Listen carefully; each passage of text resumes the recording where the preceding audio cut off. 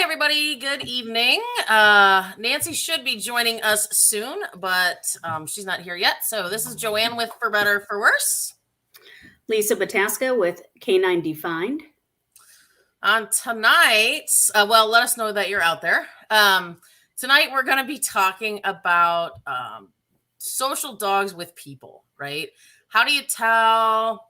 What do you do? How, what are some of the things that you can look for to really understand from your dog's point of view how social they are? Because I think we make mistakes sometimes. And I have one of those dogs who runs up for cookies, but that is actually should not be confused with sociability. So, hi, Julie. So I know Lisa had something Tim absolutely wanted to talk about, which was, right, you cannot change it. Mm-hmm. So no matter how many cookies you throw out there and have people feed your dog, sociability is what it is. So do you want to elaborate on that, Lisa? Yeah, I think lots of times, so there's levels of sociability. Just like with people, from a person to person, I'm not going to go running and hugging everybody I come off the street and I come across.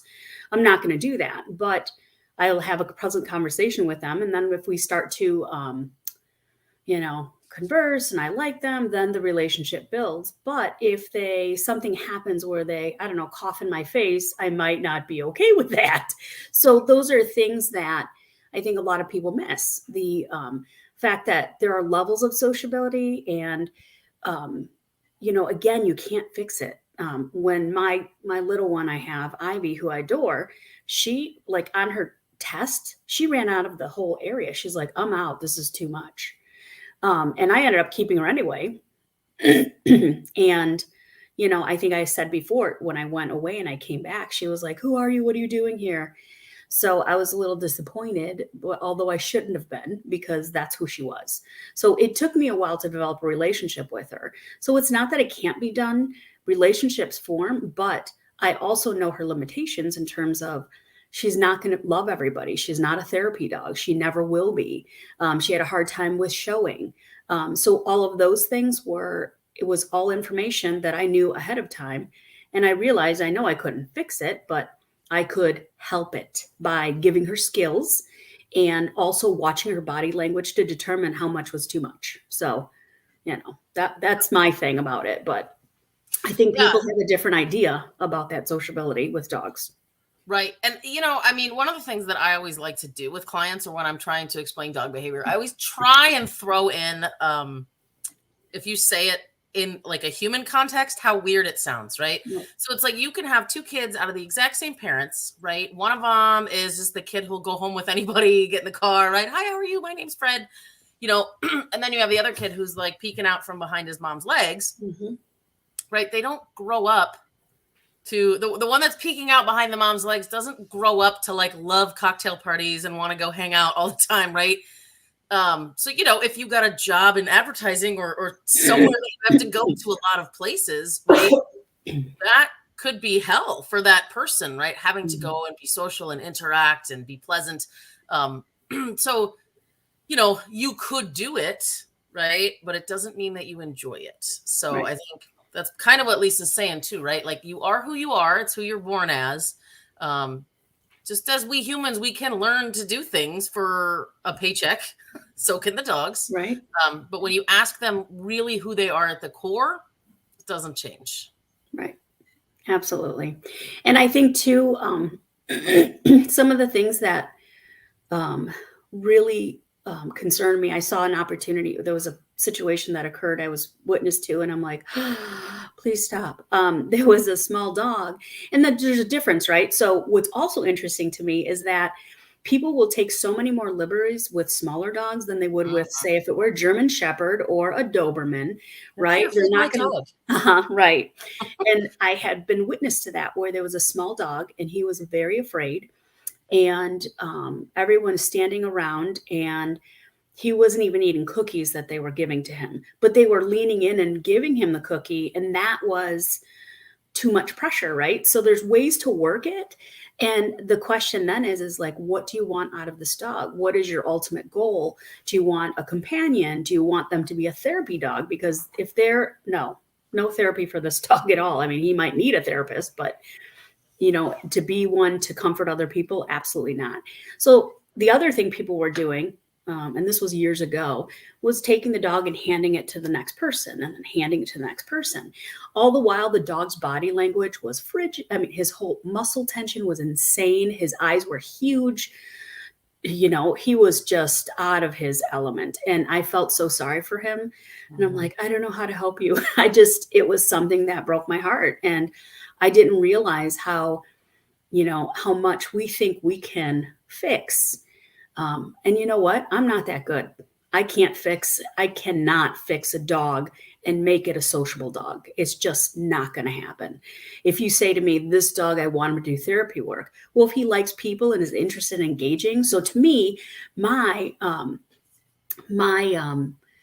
take would be like, I always look for the dogs that approach or look to engage a person, look to their eyes or, hey, and it's a soft eye, right? So their facial expressions are more loose and not super tense, like and squinty or frowned in the face. And I think people don't really see that. They see a dog coming up to them to check them.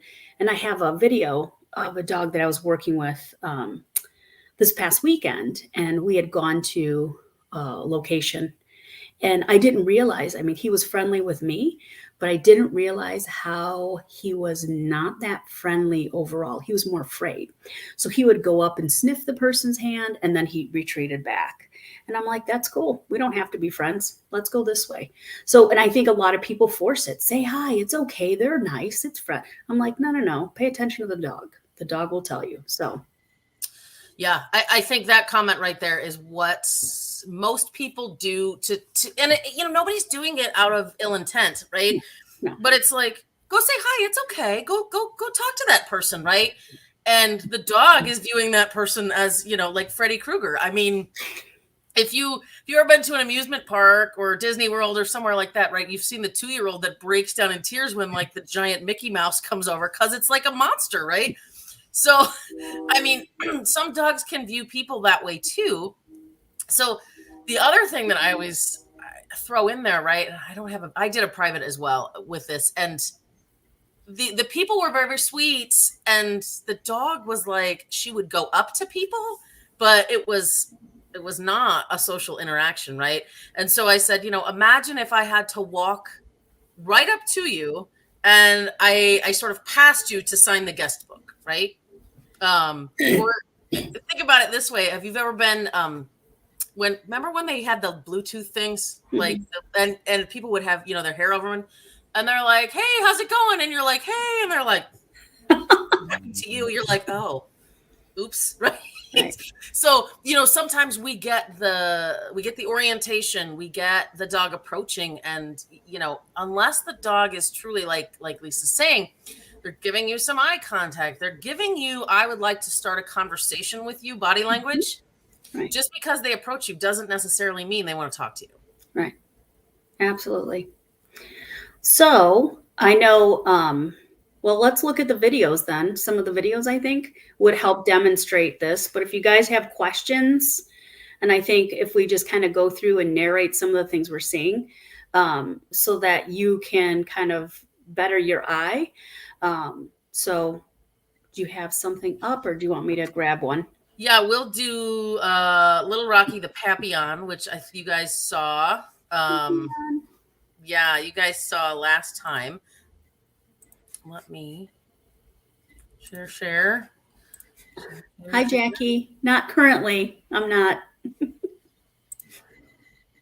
Okay. So we will do Little Rocky. Okay. So what do you guys notice here about the dog, right? How was the approach? Start it over again. Yep.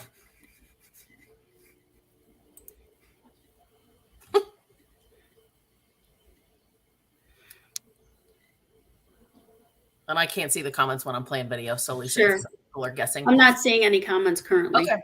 So I think one of the first things that you see, right? Who's leading the interaction there? Right? The dog is taking her for a walk to run and get to the person, right? You notice a ton of wiggles, curves. Right. Even his approach, did you see when she first approached? He didn't approach frontally, and I think people need to understand that too. So the way he approached, yeah, and he is excited, Richard, very friendly, the dog, yes. So when he approached, he came in from around the side and then up to her, right? And that was polite. That's a polite greeting. It's, you don't walk up. I mean, can you imagine somebody, yes, ran directly to the person. That's correct, Beth. So he didn't like go frontal. And I think that's something else too. And you see how soft his body was, wiggly, ears down. You know, he's like, hi, how are you? And she leaned down to pet him. He backed off a bit, but came back again. So there's a little bit of tolerance along with that. He's like, you're getting a little forward, but then I back off. So, you know, the same dog on another person. Yep. Yeah. Yeah. And pulled right up to that person. Now, if you notice here, though, right, this person was bent over first, right? Look at the dog's different approach. Says yay, but then yep, back off a little yielding, right? Yep, not quite so upwards, and you know, still interested in the person, but right now you notice the dog disengaged just a little bit because that is a little much with the full lean over. Yep, and unfortunately, little dogs are little, so you have to, right? You have to kind of lean over at some point, right, to bend down for the dog. But that's sort of where, when the dog comes in from the side, right, you can kind of bend a little bit as opposed to that full lean over. But again, we get into like how to greet dogs, but right. Yeah, there's a good, I forgot who does it, but I saw a video on proper greeting of dogs. And, you know, when dogs are afraid, people get like crazy freakish about stand still, don't move, don't look at the dog. I'm like, that's even worse. That's right. Like, look at the weirdo. Stop it. The weirdo might pull out a gun on me. Therefore, you know, it's better just to ignore it. So like me personally, anytime I walk into a situation, hey, this dog bites or can bite or has bitten and blah, blah, blah, whatever, I can usually tell. And then I'm like, okay, I'll just stand here and talk to you and, you know, act like normal, so to speak, act relaxed. Because I think that's a big thing too, because you know, it's a conversation on both sides. So the dog is saying, hey, can I talk to you? And you're like, I'm going to be super rude and lean over you and touch you. And the dog's like, too much. And then come back again. Yes. And Richard, somebody, I don't know who started that with put the hand out to smell it first. Oh yeah. Like, here. I mean, can you imagine you meet somebody and they're like, here, smell me. I'm like, why do I want to smell you? Stop it. Right. I can smell you from over here. And considering how the dogs are, how sensitive their noses are too. So yeah, I don't know who did that, but I'm like, please stop that. Yes. And so here's just another piece for safety's sake. I know we're not talking dog behavior here, but Jackie, squatting would have been better. Yeah. With a tiny little Papillon, 100%, right? The dog probably would have read that better. I am absolutely not squatting down for a big dog I don't know. Because should they choose to make a really stupid assumption and lunge at you, right? You have no balance in a squat. At least I don't. Right. So they can knock you on your butt and be on top of you. You know, we're like, my dog's friendly. No. Right. Right. So just be careful. I think it's hard because when dogs are super wiggly and cute, right? We want to pet them. But one of the best ways to greet a dog is ignore the dog. Yes. Right. So as the dog comes up to you, you will get a much better reaction where the dog's like, hello, right? And when you get that response, you're like, oh, hey. And then you can start that interaction. Absolutely. Yep. All right. So I don't know if you want me to. You could share. Yep. So I think Lisa has some of. Yep, I do. Share screen. Yeah, give me a minute. So yeah, it's So here's an assessment we did on this little pup. There was a litter of pups and stuff. And so you kind of set, the dog is, look at the dog's body language. Yeah, okay, I'm good. And she's calling to him and the dog is not responding. you're not sharing, my dear. Oh, geez, I'm sorry. How come? Like, How I can come? envision what you're saying, but I know you can. Hold on. I thought I did it. Did I? For the love of God. Oh, I have to point it. Okay. Entire screen. I just wanted, what about a window? How about that? Okay, got it. All right, so here's this little pup. Can you see now? yes, now we can see. Got it. So in the assessment, the first part was where you put it down to see if it actually is interested. He looks a little like, I don't know what's happening. He saw her. He's like, no, I'm good. Thanks. And moves away. Okay, you didn't play it yet.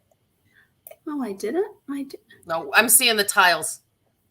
Oh my God. I'm so bad at this. Bear with me. I'm trying. Oh, goodness. How do I share my friggin', it's playing for me. I think you shared the wrong window. So Got it. Okay. Let me try again, guys. Sorry. Okay, talk, Joanne. okay, I will talk. So is this is one that's not quite so social, right? Yeah, he's this is where we were just checking to see what he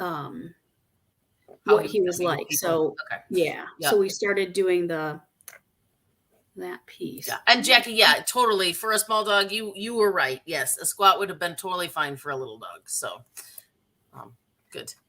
Okay. So your screen. if you guys kind of thought about it this week, we only got a couple of videos, but if anyone has one, you're welcome to shoot me an email. It's Joanne@forbetterforworse.com. If you have anything, your dog with people you'd like us to do, I can check stuff. But how do you think your dogs are socially? So I have a mixed bag, right? I have a dog who's a little nervous, but she really likes people. I have one who, dear God, would rip the leash out of my hand to go see any stranger. And, the other one is only interested in food. He's not super social. So, but, we were talking a little bit on the hand approach, the this, the that. I find it super interesting to, for anybody that has working dogs or does IPO stuff, Schutzhund, that sort of thing.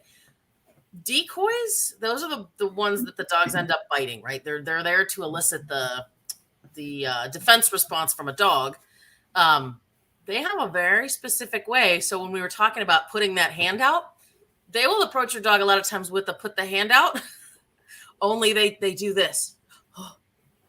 Right? They'll do it and they'll pull it away and they do it and they pull it away. The dog's like, what is wrong with you? Right? And then the dog is kind of on guard, like, you're being weird. Mm-hmm. Right? And so that's why they do that, is because it's such strange, unnatural behavior. They are starting to elicit that. What's wrong with you? You're not doing things in a normal way. I'm going to try this again, guys. Sorry. Okay. Window. Okay. Now we're here. Can you see it now? I see you clicking, but I don't see the video. Shoot. This is stupid. Can you just try and share your whole screen? I don't know what else you have up. Yeah, it's fine. I can share my whole screen. Unless you have two monitors. You do only have one monitor, right? Oh, please. I am not that technically okay. You're insane. I'm working. Mm-hmm. So I'm sharing the entire screen. It's saying share.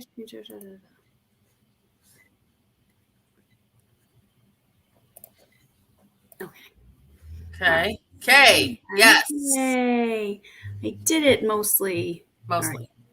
So now we can see the Facebook Live. So, yep. There we go. There we go. It's a cute little Malinois. Yeah. Hold on. Here it is. How about now? Now we can see. Perfect. Got it. Thank you. Yep. Okay. So dog is placed down. Ooh. So already, what is the body posture telling you guys? Hi. No, thanks. I'm good.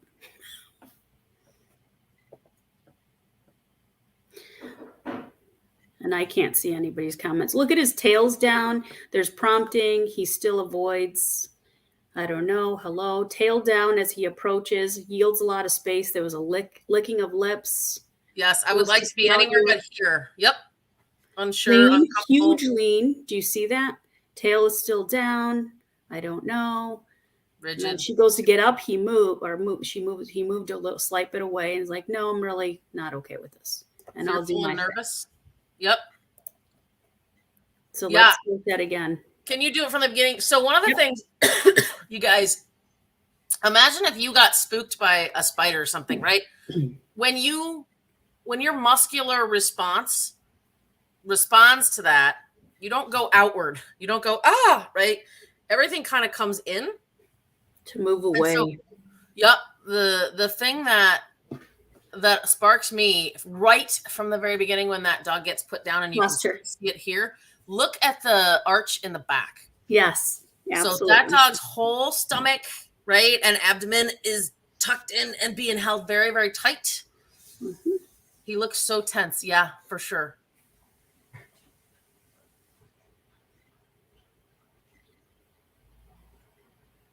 Yep. I'll check out anything but you. Mhm. Shake off even. Woo, that was much. Woo. Yep. And then he goes for the food part. I call it So- rainbow shaped. Okay. I've never heard that before. Rainbow shaped dog. Got it. So, yeah, every single thing about that dog, right? Come here, come on, it's okay, come over here. And the dog's like, no, I said no, right? Yep. And so I don't know why, but we always feel like, well, maybe I'll get a cookie, or maybe I'll do this, or just call him again, right? It's like if you did that to a human being, like, hey, come here, hey, can you come over? Can you come over here? Can you come over here? Like, I'm not going to continue that conversation, right? When somebody's walking away from me. Mhm. So yeah, it's hard, right? We do things to dogs because we just expect they should do what we want, I think, Right. without meaning it, right? Like, again, nobody's having ill intent here, but we just end up doing it. So here is another guy. And I think I got this right. So I'm going to share screen. We'll do that again. I'll come back over here. Just do it. And here and this guy. Good job, So- Lisa. Thank you.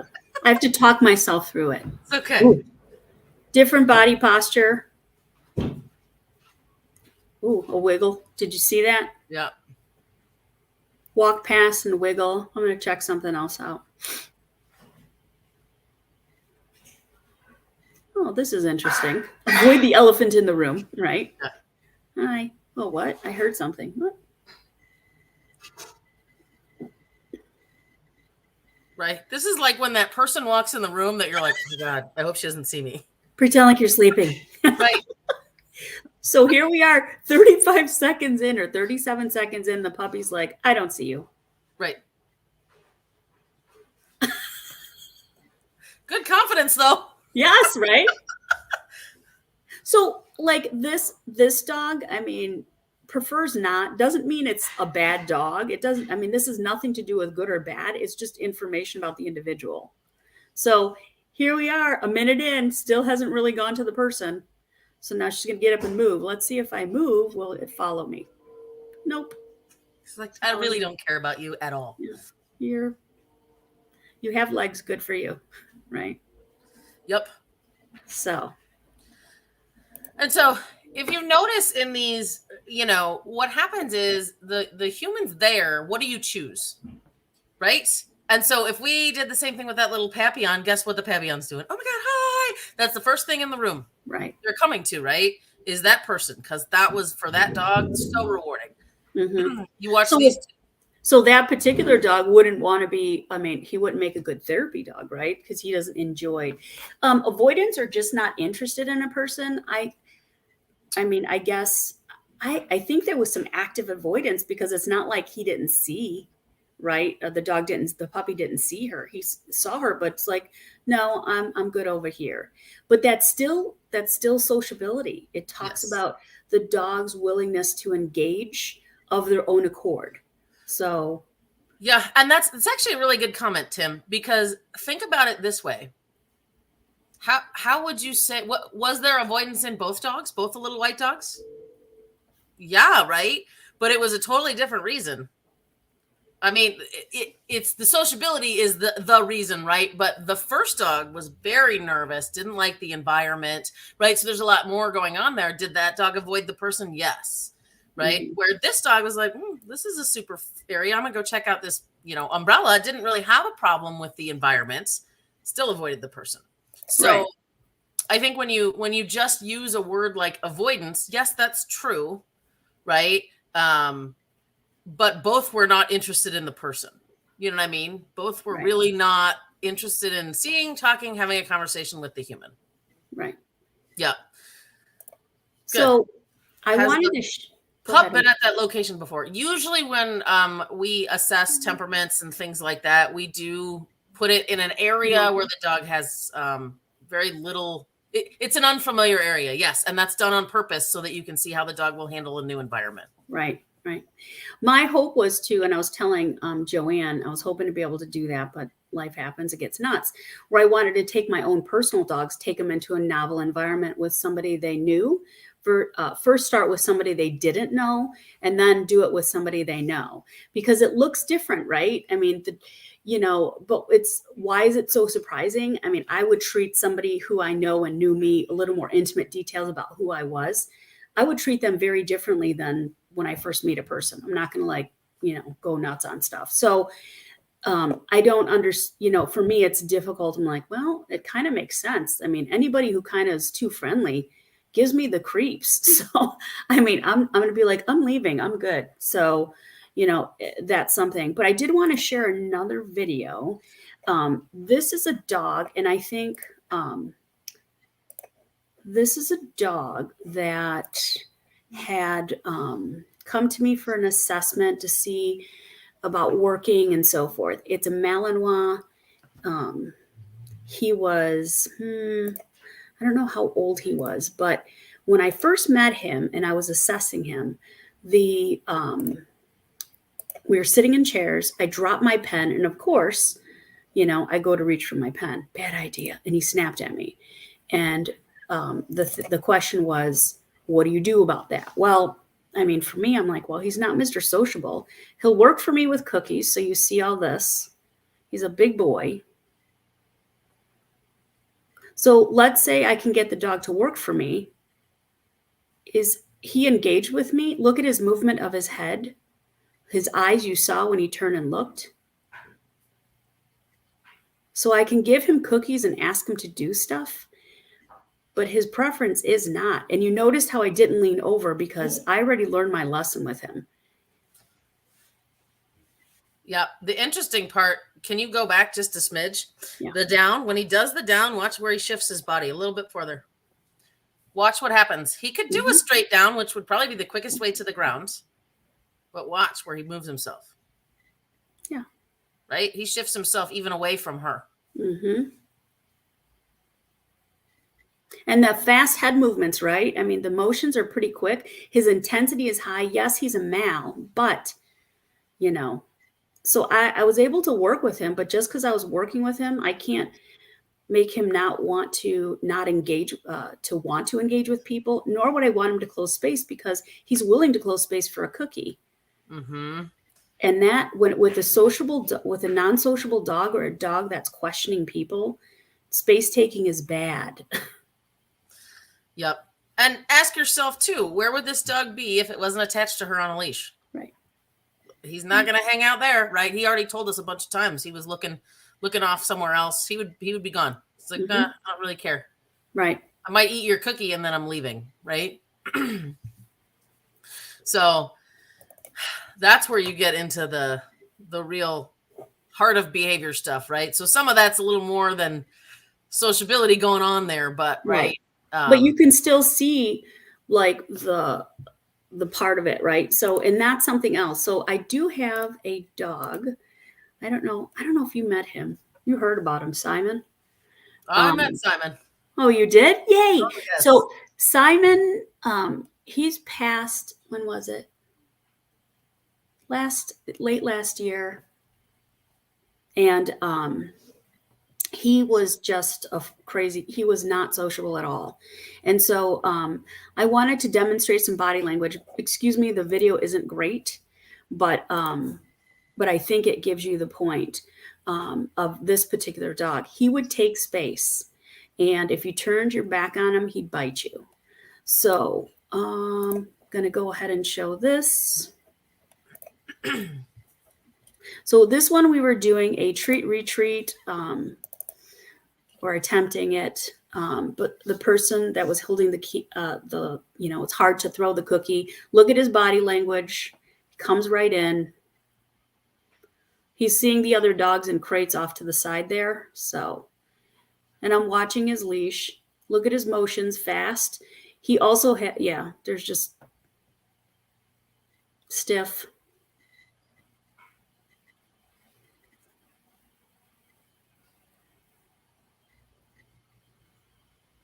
So she's throwing cookies, so he will close space on cookies. And look at his movement. Wow. Before we all used tripods. I know, right? Years ago. I think here he was about maybe 7 or 8. So see how he's willing to take space? He gets the cookies like more, but none of his body language is friendly. Right. I was like, okay, that's good. Let's stop there. Puppies have eye contact even at 8 to 12 weeks old, wondering when a dog gets or obtains that behavior. Yeah, absolutely. It's the same thing with babies, right? The human babies, when they're born, right, they can't see as far, but they absolutely will look at faces and make connections. And, it gets more intense the more vision that they get. But yeah, they definitely, puppies will start looking at you from a day or two after their eyes are open. I have to tell you, so when we do assessments, usually it's the earliest. You don't want to do it earlier than 8 weeks just for developmental purposes. And I remember I was looking at a litter of Aussies for a friend of mine. And there was one puppy there out of the entire litter. He watched me. He made eye contact. He followed me everywhere. He was extremely interested in engaging, and hey, where you going? He'd seek me out to offer eye contact. I almost took that puppy home just on that alone, because I was like, that is phenomenal. I love that. And that's how I ended up I have Lucas, who's I love that dog. I just wish he had lower arousal because he'll break himself. But anyway, he did the same thing. He was offering eye contact. He said, hey, what are we doing? Can you help me? What fun are we having next? So that's something else that really attracts me to most dogs when they offer eye contact in a nice manner. Yes, because just because they're staring at you, you always have to think about intent there. Yes, absolutely. Yep. Miriam, you were asking how to get an assessment. I think it just depends where you live. And I don't know. Is she by you, Joanne? No, I'm not sure. So, okay. I mean, Nancy and Lisa are in the Chicago, Indiana area. I'm in the Quad Cities. Yeah, it just depends on where you live. So, not everyone. I mean, you can get an assessment, right? And not that we're God's gift to dog trainers, but we've spent lots of time and money on behavior and really trying to let the dogs speak for themselves as opposed to putting things on the dogs, right? So there's a lot of dog trainers out there, but you won't get the same result.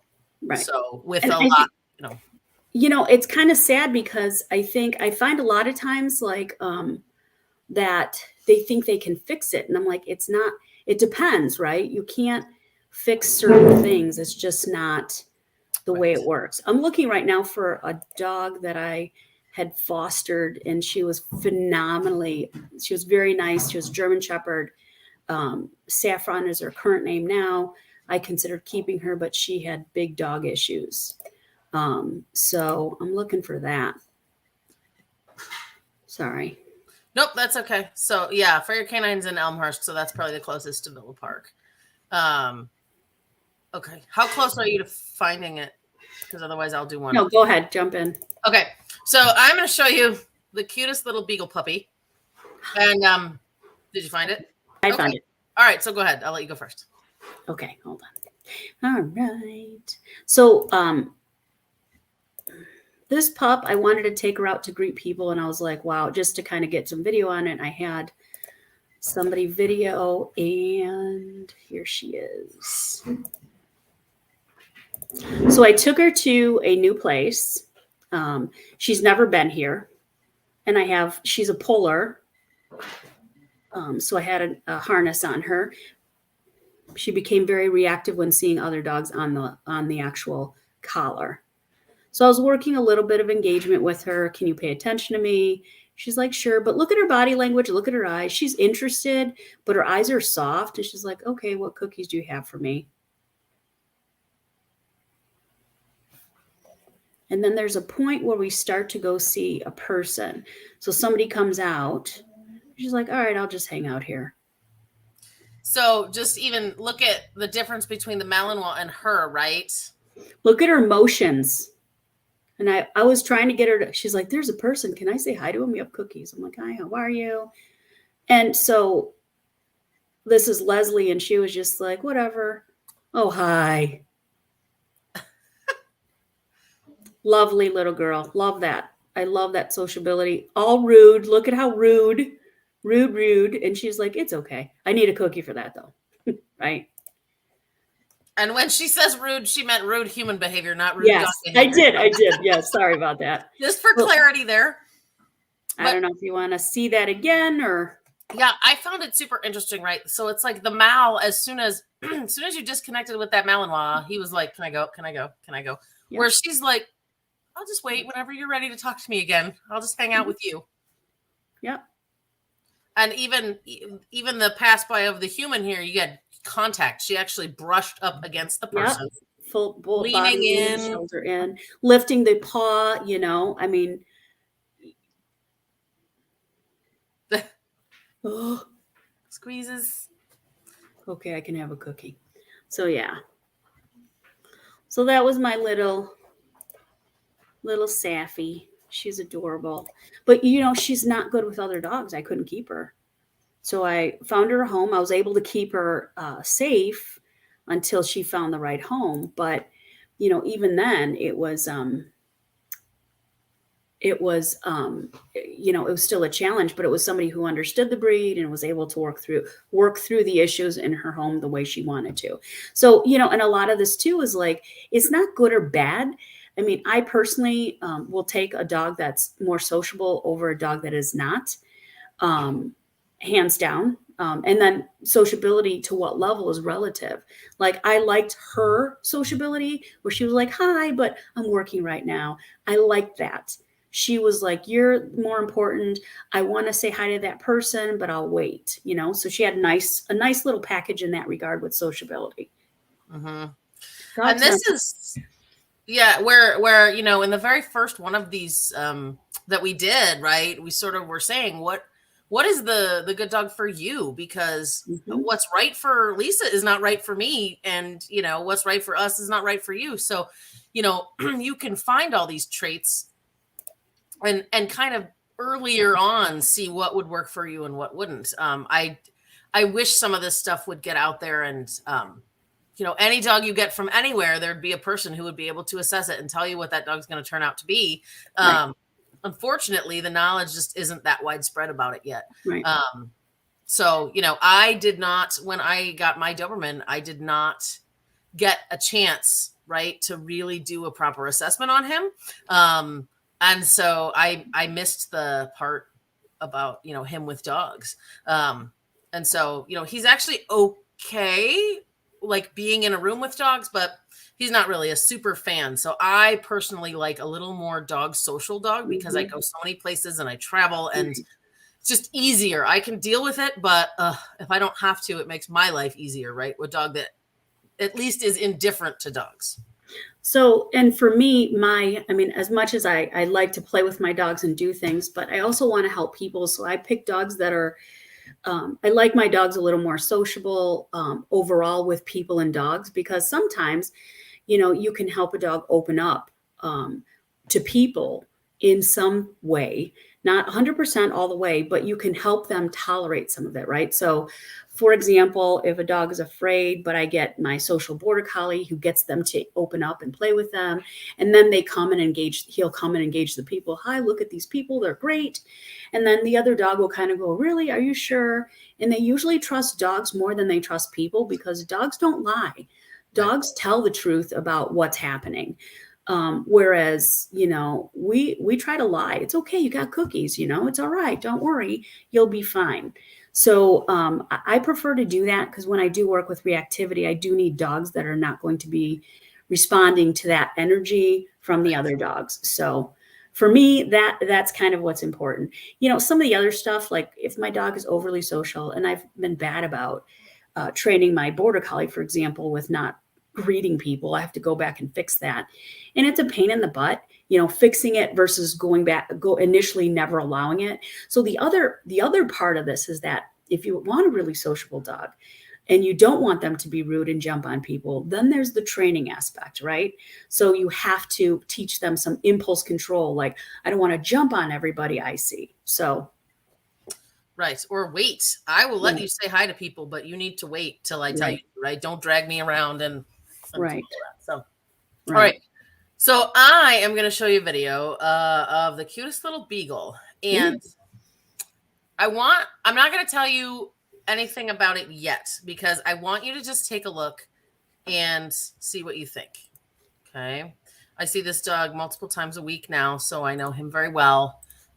He's very sweet. Mary will get to your question in a minute. Okay. So, oh, hold on. It's playing. It's just buffering. Well, there it is. So let me move this forward here. Okay. So, whoops. Oh my God. So cute. He is the cutest little beagle, man. So I will tell you, there's food in this here. Okay. I could tell. Yeah, right. What? A beagle going, oh, that's pretty good for a beagle. Wow. Hold on, I like you, but. Okay, so just from that little bit, right? And again, Lisa, you have to feel the comments for me because I can't see, but how social would you say the dog is with people? Pretty social dog, somewhere in the middle.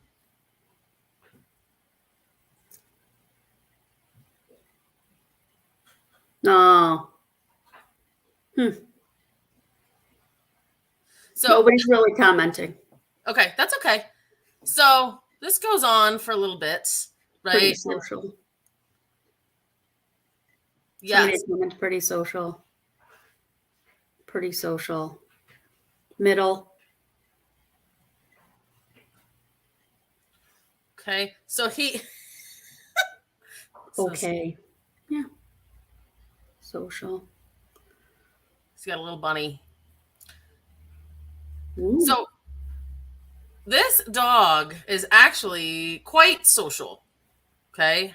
However, he is a very independent dog, right? Mm-hmm. Yep. So what this sort of, and I've gotten up to move now, like, hey, I'm moving. He's like, see ya. Bye. Right. So you kind of have to be aware of what you're doing here, right? And I'm just gonna fast forward this a little. Pretty social for a beagle, yeah. Yeah. So yeah, not bad. I was a little surprised that he caught a sniff and then went to see you, because I was expecting, with my preconceived notions of, beagles, for example, how foodie they are. Yep. So anyway, he's a little nervous about something over there. But so what you guys can sort of see from the very beginning here, right, is he was very social. However, food, it's a beagle, right? Food trumps people. Yep. Right? So for him to leave the food and be like, oh, hey, wait a second, I still have to go back and check that food out, right? The tail going, he's like, hey, okay, bye, right? Mm-hmm. So got things to do. Right. So be aware of what's happening in the surroundings, right? So he did say without any prompting, "Oh my gosh, hi," right? But I had that food placed in such a way he was in conflict about Mm-hmm. what was important, right? So I wanted to see would he approach me, which the answer was 100% yes, right? But why did you put the food so close to the human? Because now there's a really hard decision to make. Right, right. Okay. So um, let's get back to Mary Lori had commented, as dogs mature, can social attitudes reverse, social to less social or less to more? I would question if there's a physical component going on, something that would inhibit the dog. And I've seen it, for example, this one dog I was working this yesterday, as a matter of fact, I thought he was pretty social. I thought he was, oh, he's pretty good. But my pretty good was me and my husband. I didn't see him out in the entire in the world. So when we went out and about, he was more anxious. And when there was an opportunity where he came up and he went to go greet the person, he went to go sniff their hand and then he retreated. I don't know, but by the way he moved, and there was something, his muscle tension was super, like towards his back from the anticlinal conjuncture to the further down, it was really tight muscling. And so, and the way he moved and walked, I was concerned that something else was going on. And I think that inhibited his ability to sustain behaviors like stays, for example, especially when something unknown was behind him. So, I would wonder if I would want to investigate whether or not there was something else going on. Yeah. So, Mary, I mean, I think really the answer to that is at the core of sociability, the answer is no. It doesn't change. So what you usually see, if you have seen it, is like what Lisa talked about, right? Where if it seems to regress, it's usually something medical or pain related, where the dog like doesn't want to be touched. They're protecting themselves because something hurts. Right. Or if you see it increase, really, really look at the dog, because what you normally see is a dog who has become conditioned to say, people have cookies and I like cookies, so I'm going to go approach people and see if they'll feed me, right? And it starts to look like, oh, they're going to approach all these people. If they don't get a cookie, how long are they staying? And are they actually asking to start a conversation, or are they mugging pockets? Right. That's what I see anyway, right? Would you agree? Yeah.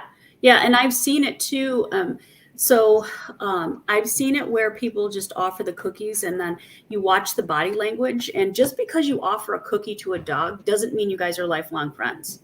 You know, it's a shocker to everyone. However, if I go to dinner with somebody and then they're like, okay, let's go back to my place. I'm like, we just had dinner, relax, right?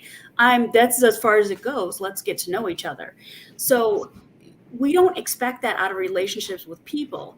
What amazes me and frustrates me is that we expect so much more out of an animal when we can't even have normal conversations with each other on topics we disagree with, and we can't be polite about it. But yet we expect this out of a dog. And I'm passionate about this because it really upsets me. I'm like, why would you ever think that that's okay? The dog, it's a different species. It doesn't even speak our language, you know, but yet we expect so much more out of it. And it's not right. It's not fair to the animal. So that's my 2 cents. Yep, I agree. So, Deb, don't dogs choose who they want to socialize with? They do. And so, yes, they end up a little more comfortable around known, familiar people, right? Just like Lisa was talking about, just like we do, right? Somebody that I've just met and I enjoy their company, I'm not going to tell them my life story, right? I'm not going to let them into in my innermost thoughts. But somebody who I've been friends with for a really long time, you get a different level of social interaction, right? And so dogs do the exact same thing. However, some people, yes, dogs are more comfortable around some people, and there's also the weird, creepy, weird stuff, right? Where come here, little dog, right? And the dog's like, heck no, I'm not going anywhere near you, right? Clown. Yeah, now that person looks weird. So I don't know. Does that kind of answer your question? yes, they get to choose, but at the heart of how social they are with people in general, that's sort of what we're talking about, right? Right. So, right, just because that little kid who was hiding behind mom's legs, he's going to have some friends in his lifetime, right? Just a smaller circle. A smaller circle of friends, right? Yeah. Mm-hmm. I think too, remember, we're talking about dog to people sociability. There is a difference with dog to dog. So with the dog to dog, Linda, you're talking about, can it impact the dog? Yes, it can impact the dog, but ultimately it totally is relative. So when we look at a dog, there's so many aspects to it. Like, then I'd want to know, how tolerant is a dog? Like when the Papillon went up to the second person and they leaned over, he yielded space. So he has a level of tolerance, right? But he came back at it because sociability pushed him kind of through it. Does that make sense? So some dogs, I've heard dogs that are attacked and they're still okay with other dogs. But it can affect or give a dog pause if they're not as sociable and it happens. So I think it depends on the sociability level of the dog to dog interactions. Yeah. Yep. Hi, everybody. Hi, Nancy. Hi. I got to hear some of what you were saying. So, the other thing too is, dog to people and dog to human, just to be clear, is very different, right? You can have dogs that are great with people and dogs that are not great with, you know what I mean? One doesn't overlap with the other. Does that make sense? Like it's not the same sociability we're talking. Like Lisa said, you're talking from sociability to people, which, to be quite honest, in my opinion, is more important than the dog to dog stuff. Because you can have a dog that doesn't care for other dogs and they can live a nice, long, happy life without any problems, versus a dog that's not great with people. It can be a lot more challenging, and life can be a little more difficult for both the handler and the dog. So Yep. And that's like that little shepherd that Lisa was thinking about, right? How she said she was thinking about keeping, which was very nice, had nice sociability with people, but didn't really like other dogs. So, so, to Linda's question too, I know you had really touched on that. There's more at play, right? Than just dog to dog. Yeah. When, or even with people, right? If a dog has a really bad experience with people, could it affect them with people? Yes, but that's not necessarily just sociability. There's a lot of other factors at play. So think about it this way. If like, I always joke, there's a comedy routine about somebody out there who was a surfer, right? And they got their arm bit off by a shark, right? And they couldn't wait to get back in the water. And they're like, you're crazy, right? Like, why would you do that? And, I don't know that there's some people who would, have a panic attack in the bathtub if that happened to them, right? Versus somebody else who's like, can't wait to get back surfing, man. I got another arm I can work with, So it's like, just how people are different like that. Dogs can be very different. They can recover and be like, well, that was a terrible experience, right? On to the next one. And, and like we're trying to impress upon, there's various pieces at work, right? So if something knocks me off my normal baseline, and it has recently, it's how I recover, right? So if you fall down, and I'll tell you a story. It was funny. I was talking to some friends, and I ran into a pole. It was like a pole right in front of me, and I walked right into it, hit my head, and I was like, oh. And then I looked around. Did anybody see? I'm like, keep going. Nobody knows, right? So, it's how you recover from it. So that bounce back, once you're knocked off of your normal pace, that's at play as well. That's resilience, right? That's your bounce back. That's a whole nother piece of it. So like we've been impressing upon, there are multiple pieces to this. We're just trying to peel apart sociability with people. Right. Because the sociability, I recently too, dealing with, people, because I do a lot of behavior privates, people come, oh, my dog's a therapy dog. I'm like, really? It really doesn't like people that much, right? And I think that's paramount, right? Dogs that, if you're going to ask them to do therapy with, they better love people. And I mean love people. Not kind of tolerate them, but just love them. Because if not, it's really unfair what you're asking. So that's why and sociability looks, it, I can't tell you how many people I get in that says, oh, my dog really loves people. And the answer is really, he doesn't. He's okay. He's tolerant. He's like, okay, Tolerance. whatever. They're okay. Right. But he's not seeking, they're not seeking interaction or a conversation, like Joanne said, with another person. So, it's because a human wants to do therapy work, right? And it's like the dog, in my opinion, has to really, and actually we're going to have, in the next few weeks, we're going to have a couple of the therapy group people on our Facebook Live to talk about it, because it's like a dog must be social, extremely social with people to do that work, because it's tough work. It's difficult. Right. Yep. Deb Evans said something, is sociability related to confidence? Yeah. Look at the two little white dogs, right? I mean, that's going to tell you it's they all play together in the same pool, but they're individual traits, right? So that first dog, the first little one that was just all bound up and tight, right? Very low confidence, also low sociability. Right. Where the second dog was like, oh, let me eat this umbrella. Right. Right. Still low sociability, but also higher confidence. Right. Yep. So it's not that they're related to each other. It's how they relate together. Does that make sense? Yeah, because you can have a dog that's highly social but have low confidence. Mm-hmm. It looks different. It's basically them genuinely wanting to have an interaction with you, right? Really interested, even if maybe they might not be sure about approaching you, but you can see that they want to come over and meet you, right? It's no different than if you're at a conference and you catch somebody's eye and they're going to come over and talk to you, versus and you might be like, I don't really want to talk to you, right? Or you'd be like, yeah, let's have a conversation, right? It's on how, some people may want to engage in a conversation with you, but not have the confidence to come and do that, right? Right. Well, Linda Katowski had brought up a good, interesting remark here.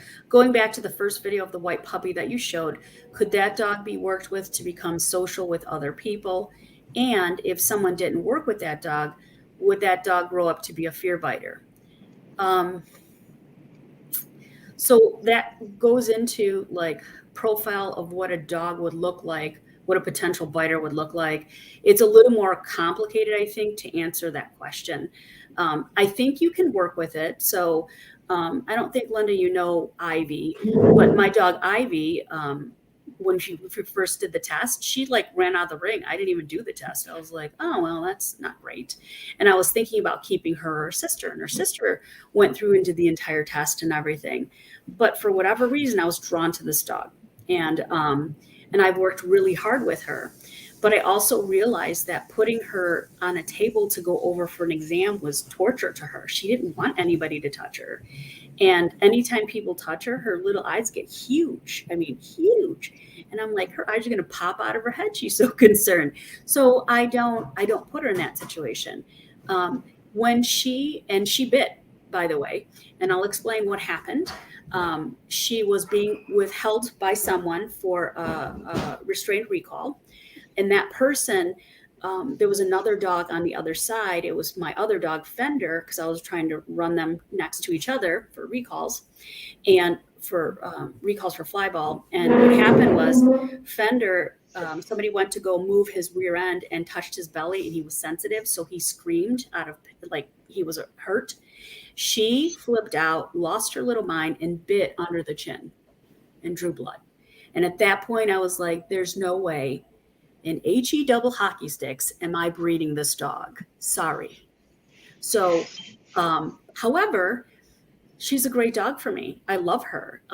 She's not sociable. She looks cute. I'm like, don't touch her. She doesn't like it. And she looks there and she gives them all the signs when they're approaching. She's got the RBF, right? So she's all like, don't touch me. And she looks down on everyone. And I see all these photos and it's funny to me, but I also respect it. So I know who she is. And You know, did I think she would bite? I didn't. But again, I never put her in that situation until it actually happened. And then I found that out. Now, I think if she wasn't restrained, she would have ran away, period. So, you know, there's so many factors that play with that. What's going on? What's the environment? And yes, you can teach them to be okay in that environment. I use her when I was teaching classes all the time.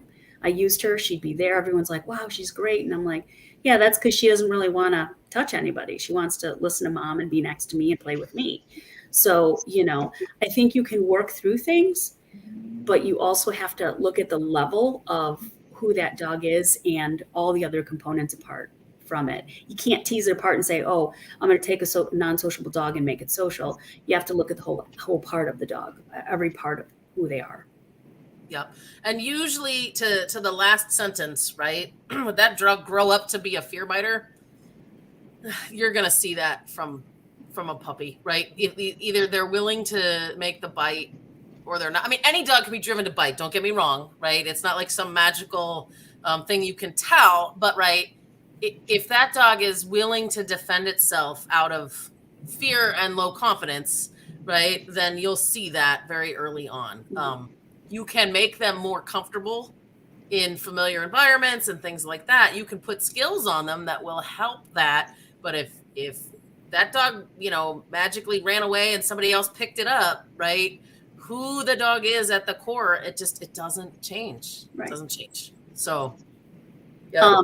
I think for me, when I look at a fear biter, I do look at the lower sociability dogs and how they take space and their lack of tolerance. So, you know, if I get up and move and they're jumpy and darty, I'm like, oh, well, that's not so great. So I think, you know, we could go into the profile of different types of dogs and so forth, but it's so variable in that. But so Denise had asked, like, what do you do when you take a fear biter to the vet?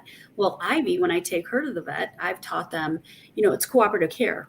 Can you do a chin rest? Can I do a muzzle, do your muzzle training? I also have, because I know that restriction is going to affect how she responds, I try to get it to where we don't have to do a lot of manhandling, right? So, and I think that is critical. So when you know who your dog is, you can train those things. And I've trained it where she'll stand and hold her chin while they do the examination. So, you know, I think there's things that you can do with that to some extent.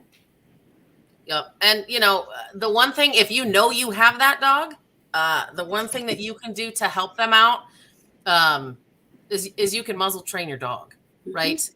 And I mean, I'm just going to tell you, if the vet thinks your dog's a biter, they're throwing a muzzle on your dog. Yep. Whether it's in front of you or back in the back room, they're going to do that. So the more that you can prepare that dog to be comfortable and a muzzle isn't a terrible thing, it makes it less worse for them if that has to happen. Right. Right. Absolutely. So just all those things, think about it, right? Why does the dog want to bite? If it's out of fear, what are all the things we could potentially do to reduce fear? Teaching them how to do things, teaching them, right? This is what happens at the vet, getting people to go over them while you help them, you know, like to a point where you're not super stressing them out. Right. And, you know, you can talk to your vet about it too. There are some vets sometimes, which it's not the best thing, but right, they can give them some drugs that might help them out a little bit. So again, none of those are great. It's management to get you through, but you don't want anybody to get bit. So, well, I will every dog should be muzzle trained. Every single dog. Yeah. Like whether they're going to bite or not. Like Joanne said, if they have to go to the vet or Lord forbid they're hurt somewhere, you know, somehow, having them comfortable in that muzzle is really, really helpful for all involved, including the dog. Yep. Absolutely. So I hope that we gave you guys a little more insights into sociability with people. So thank you for sharing the videos for the people who did. If you have any last minute questions, let us know. Okay. So thank you, everybody. And we will see you next week, I believe. Good night. Bye. All right. Bye, everybody.